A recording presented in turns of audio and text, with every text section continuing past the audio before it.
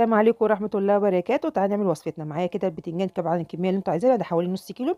غسلته كويس ونشفته وفتحته كده نص فتحة كده من نص زي ما انتوا شايفين. معايا بقى طاسة على النار، هحط فيها شوية زيت وطماطمية واحدة بس مبشورة ونص معلقة من الصلصة وربع معلقة صغيرة من البابريكا، وهسيبهم كده يتسبكوا على نار هادية لحد ما نحضر الخلطة بتاعتنا. بجد خلطة جبارة يا جماعة. معايا بقى كده الكبة بتاعتي محطوط فيها توم وفلفل أحمر وهريسة فلفل وفلفل أخضر، ومعايا بقى يعني بقدونس أو كزبرة خضراء براحتك خالص، ومعايا ملح وفلفل أسود وكمون وكزبرة. هخلطهم كويس جدا مع بعض وهنزل بنص ليمونة ومعلقة كبيرة من الخل، هخلطهم كلهم مع بعض. والادي الصلصة بتاعتي اتسبكت وطفيت عليها. هنزل عليها بقى بالخلطة دي. بجد جبارة يا جماعة، ولازم تكون على سفرتك أول يوم رمضان.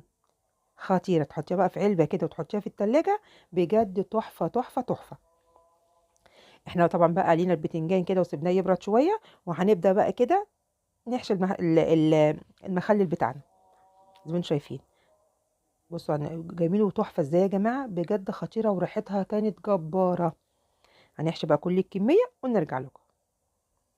جنب بقى شوية محشي، جنب شوية خضار، جنب شوية رز، شوية مكرونة. بجد في كل الأوقات خطير. بصوا الجمال ولا الريحة خطيرة يا جماعة. يا رب الوصفة تعجبكم.